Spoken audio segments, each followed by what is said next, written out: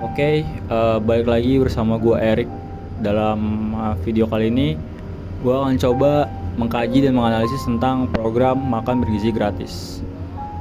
Mungkin kalau misalnya lu pernah lihat di film-film, kayak drakor atau mungkin film-film Amerika, mungkin gak asing tuh scene dimana anak-anak itu ngantre makanan di depan kantin.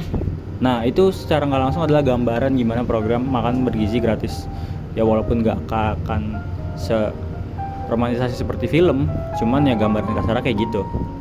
Program makan bergizi gratis itu sebenarnya apa sih? Mari kita coba kupas dan kulik lagi. Nah, program makan bergizi gratis. Program makan bergizi gratis ini adalah salah satu program makronya Presiden Prabowo dan juga Wakil Gibran Raka Buming Raka. Program ini gampangnya tuh kayak ngasih makan ke seluruh anak Indonesia secara gratis. Latar belakang kenapa program ini ada, yang pertama itu mungkin pemerintah lihat kalau misalnya stunting ini angkanya kronis banget di Indonesia. Terus kedua, itu ada kesenjangan gizi antara anak-anak yang mohon maaf ekonomi kurang bawah dengan anak-anak yang bisa mendapatkan kehidupan yang baik. Dan yang ketiga, pemerintah itu pengen bikin sumber daya manusia di 2045 itu menjadi unggulan, atau biasa kita dengar kampanye atau kita biasa dengar sebutan dengan Indonesia Emas 2025. Nah, sejarah program ini bagaimana? Sejarah programnya itu, program ini pertama kali dicetuskan ketika Pilpres 2024 dan debat. Pada masa debat dan masa kampanye, program ini pertama kali dicetuskan di situ. Kemudian program ini terinspirasi dari beberapa negara maju seperti Jepang, Korea Selatan dan juga Finlandia yang memberikan makanan gratis ke para siswanya. Terus program ini mulai dicoba ketika Presiden Prabowo dan Gibran Raka Buming Raka resmi menjadi Presiden dan Wakil Presiden Republik Indonesia. Dan program ini mulai diuji coba di sekolah-sekolah negeri di Jakarta. Kemudian pada bulan Januari, tepatnya di 5 Januari 2025, program ini resmi diluncurkan. Tujuan program ini pertama itu menurunkan angka stunting yang sangat-sangat kronis, dan kedua itu untuk menjaga ketahanan pangan lokal. Jadi program ini sebenarnya implikasinya pengen beli atau subsidi bahan-bahannya itu dari petani-petani lokal. Sama yang terakhir itu mengatasi angka gizi buruk, seperti itu. Nah, sekarang gue akan coba bahas menerapkan programnya. Yang pertama itu dana dari program ini itu dari mana? Salah satu dana dari program ini yang bakal gue highlight itu adalah dari efisiensi anggaran. Proyek ini butuh dana sebesar 71 triliun untuk ngasih makan anak-anak gratis di Indonesia. Itu bukan angka yang kecil dong, 71 triliun lo bayangin. Cuman buat ngasih makan anak-anak di Indonesia. Sebenarnya tujuannya itu mulia banget dan bagus banget. Ya kan? Betul nggak? Betul. Itu dana yang dipakai. Dan program makan bergizi gratis ini di bawah Kementerian Gizi, di bawah Badan Gizi Nasional atau Kementerian Gizi. Nah, makanya mereka membutuhkan 71 triliun karena ngasih makan anak bergizi itu nggak murah gitu loh.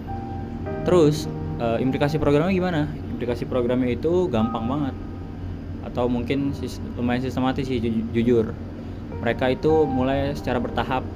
Yang tadi sempat saya singgung di awal, mereka tuh mulai melakukan uji coba di 2024. Kemudian ketika 2025 ini mulai diresmiin di bulan Januari tadi, mereka tuh udah mulai melakukan secara nasional gitu. Jadi mereka bertahap dari SD, kemudian dari PAUD makan, kemudian SD, SMP dan SMA. Ya walaupun pelan-pelan tapi program ini mulai berjalan. Dan di media itu banyak banget masalah tentang program ini. Salah satunya itu keracunan makanan yang baru-baru ini di Jawa Tengah, Sukoharjo. Itu terjadi keracunan makanan dari program makan bergizi gratis ini. Padahal harusnya kita ngasih makan bergizi gratis tapi malah ngeracunin anak-anak, itu suatu kontradiksi yang terjadi gitu loh. Terus selain itu akses logistik untuk bahan pangan tuh ke daerah-daerah itu rada susah. Karena kan program makan bergizi gratis ini butuh butuh pemasukan dari pangannya, tapi kalau logistiknya susah untuk masuk ke desa-desa dan sekolah-sekolah di desa, ya itu pasti akan menjadi kendala. Kemudian ada fasilitas dapur sekolahnya ini yang belum memadai, karena sekolah di Indonesia itu nggak didesain untuk membuat atau memasak makanan bergizi. Jadi mungkin itu salah satu masalah juga, yaitu penyediaan fasilitas dan infrastruktur untuk dapur ini. Sama yang ketiga itu, yang terakhir itu adalah kurangnya tenaga ahli dalam membuat makanan ini, atau kurangnya sumber daya manusia dalam program makan bergizi gratis ini. Jadi keterbatasan manusia untuk menjalankan program ini pasti akan berimplikasi pada program itu, gitu loh. Nah, sekarang gua di sini akan coba menganalisis dan memaparkan argumen gua. Gua adalah salah satu orang yang kontra terhadap program ini. Bukan kontra secara keseluruhan, tapi kontra terhadap program ini. Lebih menyayangkan sih sebenarnya. Gue setuju dengan program ini, asalkan beberapa aspek itu dipenuhi, kayak dananya itu nggak ngambil dari efisiensi anggaran, atau mungkin nggak ngambil dari pemotongan anggaran pendidikan gitu. Terus juga implikasi program itu jelas, dan ini program arah ke depannya jelas gitu, dan eksekusinya tentu saja jelas serta teknisnya. Itu gue baru setuju. Sekarang gue ada di posisi kontra, jujur. Kenapa gue kontra? Pertama, balik lagi ke efisiensi anggaran. Di efisiensi anggaran kan salah satu sektor yang dipotong adalah lembaga pendidikan. Lembaga pendidikan itu dipotong sekitar 50 triliun menjadi 30 triliun. Itu kan dipotong 20 triliun. Yang menurut gue itu adalah angka yang gede. Kenapa gue sangat menyayangkan program ini memotong efisiensi anggaran, terutama dari pendidikan? Karena pendidikan itu adalah pilar pertama dari suatu negara. Mungkin kalau misalnya lu pernah dengar cerita tentang Kaisar Hirohito Kaisar Jepang ketika Perang Dunia Kedua. Jepang itu dibom oleh sekutu. Itu Hiroshima dan Nagasaki hancur. Pertama kali yang dicari oleh Kaisar Hirohito itu apa? Tentara, ilmuwan, bukan. Polisi, bukan. Pertama yang dicari oleh Kaisar Hirohito itu adalah guru. Kenapa dia nyari guru? Karena guru itu adalah salah satu aspek yang bisa ngebangun negara lebih maju. Dia bilang kalau misalnya dia tuh nggak butuh banyak tentara gitu, karena dia udah tahu kekalahan Jepang itu bukan karena mereka kurang jago atau bukan karena pasukan mereka dikit, tapi karena pengetahuan mereka kurang. Jadi pesan moral yang bisa kita ambil, daripada lu fokus ke segala macam aspek yang hasil dari aspek dasar. Jadi kayak misalnya pendidikan ini kan dasar ya gitu, makanya kayak aspek-aspek lain kayak misalnya politik, sosial, agama dan segala macam itu dasarnya pendidikan semua. Daripada lu fokus sama hal-hal yang nggak dasar, lebih baik lu fokus sama hal-hal dasar gitu loh, yaitu pendidikan. Makanya gue sangat menyayangkan kalau misalnya lu lebih milih ngasih makan anak-anak sekolah gratis ketimbang ngasih pendidikan gratis gitu, atau ngasih pelatihan gratis. Sekarang banyak anak yang nggak bisa sekolah daripada anak yang nggak bisa makan, karena orang tuh masih pada bisa makan ketimbang sekolah. Pendidikan itu sekarang udah bukan kebutuhan sekunder, tapi kebutuhan tersier. Bukan lagi kebutuhan primer, tapi kebutuhan sekunder bahkan tersier. Maksudnya kayak gitu. Nah, kayak gue sangat menyayangkan banget kalau misalnya program makan bergizi gratis ini ngambil anggaran dari pendidikan. Karena pendidikan itu tadi akar daripada pohon di suatu negara gitu loh. Kayak gue sangat menyayangkan. Nah, selain dari pendidikan, efisiensi anggaran ini kan banyak banget berita di luaran sana. Kalau misalnya orang tua dari murid itu PHK gara-gara efisiensi anggaran ini. Nah, ini juga menurut gue salah satu hal yang bikin program ini harus banget dievaluasi. Karena kayak buat apa lu efisiensi anggaran, tapi orang tua yang biasa ngasih makan anak 3 kali sehari itu sekarang cuma bisa berharap sama program ini. Jadi kayak ini anak kecil biasa makan 3 kali sehari, tapi gara-gara program ini cuma makan sekali. Kalau lu disuruh pilih lebih makan 3 kali atau 1 kali, ya pasti makan 3 kali gitu loh. Padahal kan orang tua itu dan pekerjaan orang tua itu adalah sumber pemasukan utama dan sumber pemberian makanan utama dari suatu keluarga gitu loh. Bukannya program ini yang dijadikan sumber utama keluarga gitu. Oke, gue sangat menyayangkan kalau misalnya program ini pada akhirnya berimplikasi pada banyak orang tua yang di PHK, pemutusan kerja lah gitu. Balik lagi tadi ke pendidikan. menurut gua lebih bijak kalau misalnya dana yang dipakai itu untuk pendidikan ketimbang buat program ini. Sebenarnya program ini nggak jelek, nggak buruk. Program ini mulia tujuannya, cuman implikasi dan apa ya, perancangan program ini masih cacat gitu, masih kurang. Makanya gue pikir harus dievaluasi secara mendalam program ini. Dan kalau bisa jangan ngambil anggaran pendidikan, karena tadi pendidikan itu adalah dasar dari segala bentuk aspek negara gitu tuh, dasar dari segala bidang yang sekarang ada di negara ini gitu. Karena sayang banget kalau misalnya harus ngorbanin pendidikan cuma buat makan gratis gitu loh. Urusan perut ini bisa diatasi dengan pendidikan. Dengan adanya pendidikan orang bisa kerja, orang bisa berusaha, orang juga bisa berdagang gitu. Karena semua itu butuh keterampilan, dan keterampilan itu didapatkan dari pendidikan. Seperti itu. Ibaratnya gini, kayak lu bikin program yang impact-nya jangka pendek, tapi lu ngorbanin jangka panjang. Ini program bakal bertahan berapa lama sih? Paling 5 tahun, mentok-mentok 10 tahun. Terus apa? Indonesia emas? Nggak ada. Pengetahuan manusia tetap gitu-gitu aja. Mungkin secara fisik dan gizi oke, terpenuhi. Anak-anaknya jadi cerdas segala macam. Cuman kalau misalnya fisik kita nggak dibarengi dengan usaha kita untuk belajar dan segala macam, nggak akan berubah gitu. Ibaratnya hardware-nya udah bagus tapi software-nya jelek, ya percuma gitu. Nah, menurutku pendidikan ini bisa jadi salah satu solusi jangka panjang timbang program ini, karena program ini menurut gue masih suatu solusi yang jangka pendek gitu, kayak cuma lari dari masalah, padahal masalah utamanya di pendidikan gitu. Apalagi sampai motong anggaran pendidikan sampai 20 triliun itu sayang banget, padahal masalah di pendidikan itu benar-benar kompleks banget ketimbang masalah di program makan bergizi gratis ini atau masalah tentang kelaparan. Padahal dengan pendidikan orang tuh bisa mencari pekerjaan yang pada akhirnya bisa makan gitu secara nggak langsung ya. Makanya sayang banget. Jadi gue rasa program ini perlu dievaluasi secara penuh.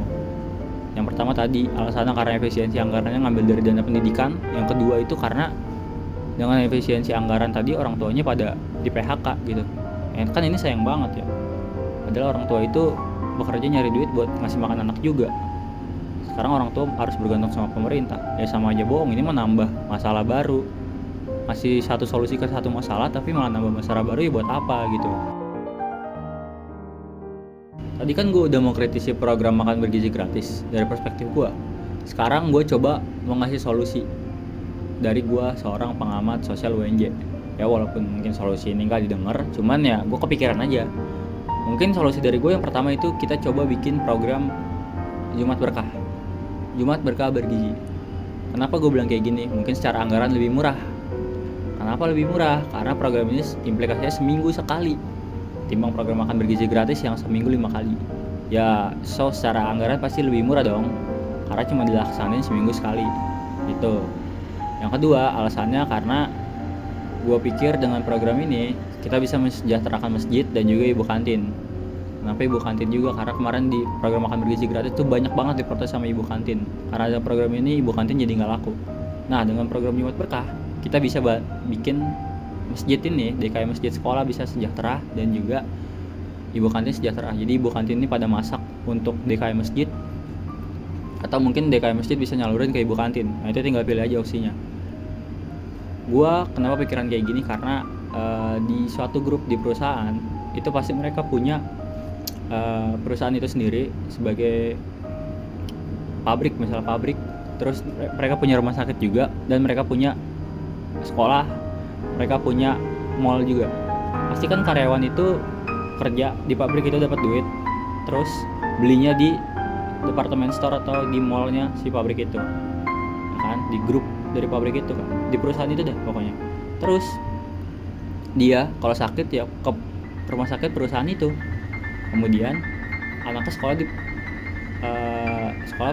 di bawah naungan perusahaan itu. Jadi duitnya berputar-putar aja tuh di perusahaan itu, dari pabrik, sekolah, terus juga mall, sama ya satu lagi lah itu pokoknya. Jadi duitnya muter lagi. Nah ini gue mau coba diterapin di masjid atau di program Jumat Berkah ini. Jadi masjid ini dapat dana dari pemerintah, dioper ke ibu kantin ya kan. Kita muter lagi tuh, ibu kantin bikin makanan ke masjid. Jadi kayak gitu, perputarannya ada. duit dari pemerintah ke ibu kantin masakin dan segala macam, beli bahan, terus disalurin di masjid itu menyalurin pasti kan nyewa marbot, dan marbot itu dibayar, jadi duitnya perputaran di situ aja. Ini selain mensejahterakan masjid tapi juga mensejahterakan ibu kantin.